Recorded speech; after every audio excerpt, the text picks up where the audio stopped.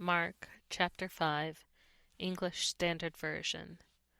They came to the other side of the sea, to the country of the Gerasenes. And when Jesus had stepped out of the boat, immediately there met him out of the tombs a man with an unclean spirit. He lived among the tombs, and no one could bind him any more, not even with a chain, for he had often been bound with shackles and chains. But he wrenched the chains apart, and he broke the shackles in pieces. No one had the strength to subdue him. Night and day among the tombs and on the mountains he was always crying out and cutting himself with stones. And when he saw Jesus from afar, he ran and fell down before him. And crying out with a loud voice, he said, "What have you to do with me, Jesus, Son of the Most High God? I adjure you by God, do not torment me." For he was saying to him, "Come out of the man, you unclean spirit." And Jesus asked him, "What is your name?" He replied, "My name is Legion, for we are many." And he begged him earnestly not to send them out of the country. Now a great herd of pigs was feeding there on the hillside, and they begged him, saying, "Send us to the pigs, let us enter them." So he gave them permission, and the unclean spirits came out and entered the pigs, and the herd, numbering about 2,000, rushed down the steep bank into the sea and drowned in the sea. The herdsmen fled and told it in the city and in the country. And people came to see what it was that had happened. And they came to Jesus and saw the demon-possessed man, the one who had had the legion, sitting there, clothed and in his right mind, and they were afraid. And those who had seen it described to them what had happened to the demon-possessed man and to the pigs.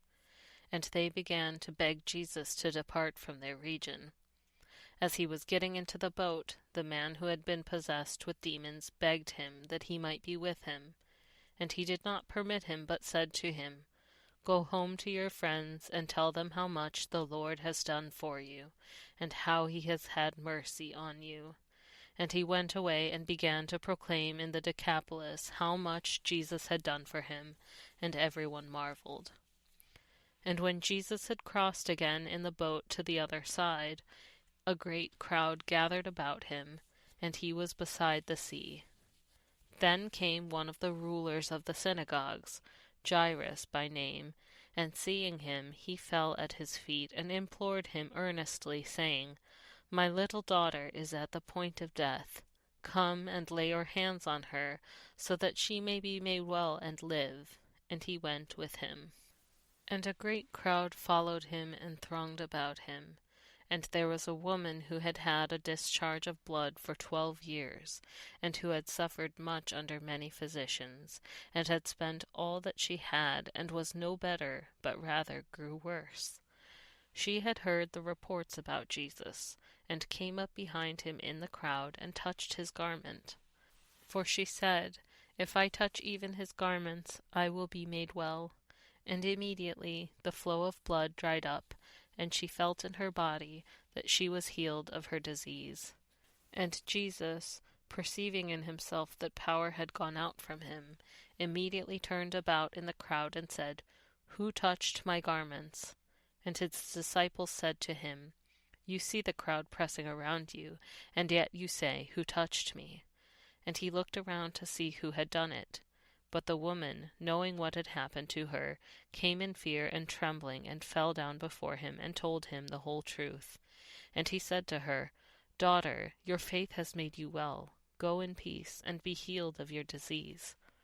While he was still speaking, there came from the ruler's house some who said, "Your daughter is dead. Why trouble the teacher any further?" But overhearing what they said, Jesus said to the ruler of the synagogue, "Do not fear, only believe." And he allowed no one to follow him except Peter and James and John, the brother of James. They came to the house of the ruler of the synagogue, and Jesus saw a commotion, people weeping and wailing loudly. And when he had entered, he said to them, "Why are you making a commotion and weeping? "The child is not dead, but sleeping." And they laughed at him. But he put them all outside, and took the child's father and mother and those who were with him, and went in where the child was.